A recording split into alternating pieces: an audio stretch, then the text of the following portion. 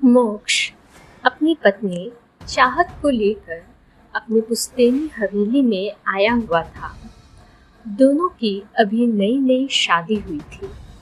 एक दिन चाहत आईने में देखते हुए अपने बालों को संवार रही थी कि तभी उसे ऐसा लगा जैसे कोई उस पर नजर रखे हुए है और उसे चोरी छिपे देख रहा है। चाहत इधर उधर देखने लगती है, तभी उसे खिड़की पर एक काला बिल्ला बैठा हुआ दिखता है। चाहत उस बिल्ले के पास जाने लगती है, लेकिन चाहत बिल्ले के पास पहुंच पाती उससे पहले ही वो बिल्ला खिड़की से कूदकर वहां से बाहर की तरफ भाग जाता है। चाहत खिड़की से बाहर देखने लगती है, लेकिन उसे वह बिल्ला बाहर कहीं भी नहीं दिखता है। तो फिर चाहत पीछे मुड़कर वापस आईने की तरफ जाने लगती है, लेकिन चाहत अभी 4-5 कदम ही आईने की तरफ आगे बढ़ी होगी कि तभी कोई पीछे से उसका हाथ पकड़ लेता है। चाहत झट से पीछे मुड़कर देखती है तो एक अजनबी शख्स ने उसके हाथ को पकड़ रखा था।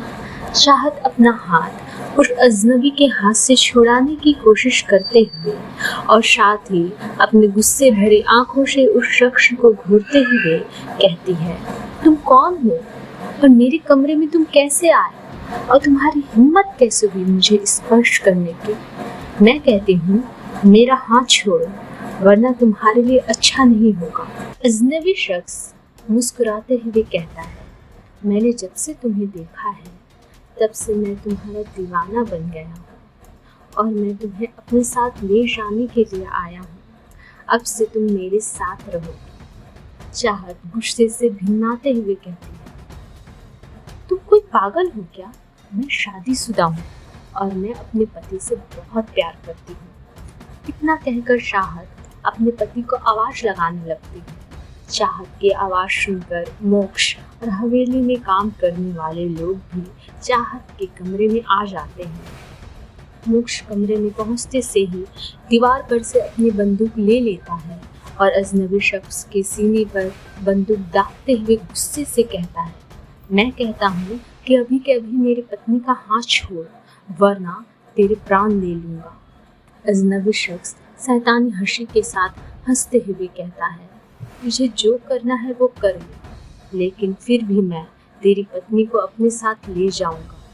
इतना कहकर अजनबी शख्स बंदूक को साइड हटाकर जबरदस्ती चाहत को अपने साथ ले जाने लगता है। मोक्ष बंदूक चला देता है और गोली जाकर सीधे उस अजनबी शख्स को लग जाती है। गोली लगते ही अजनबी शख्स का हाथ चाहत के हाथ से छूटता है और वो फर्श पर धड़ाम से गिर पड़ता है और मर जाता है। चाहत तुरंत भागकर मोक्ष के पास चली जाती है। अभी कोई कुछ कहता उससे पहले ही वो अजनबी शख्स फिर से जिंदा हो जाता है और वो तुरंत उठकर सीधा खड़ा हो जाता है।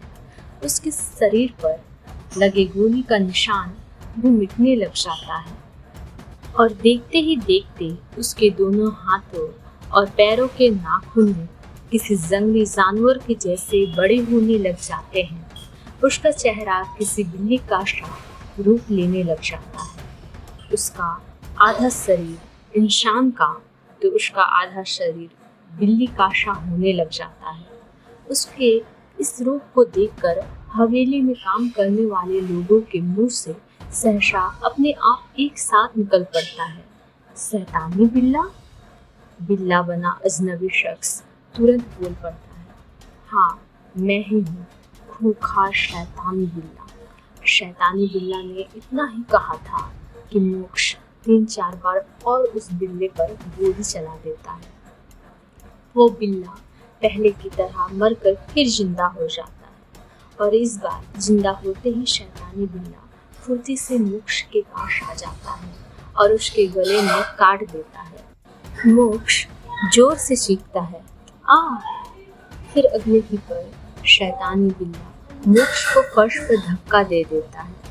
चाहत तुरंत मोक्ष के पास चली जाती है और मोक्ष से कुछ कहने ही वाली होती है कि तभी शैतानी बिल्ला चाहत को देखते हुए उससे कहता है, मैं आज रात तक का समय तुझे देता हूँ।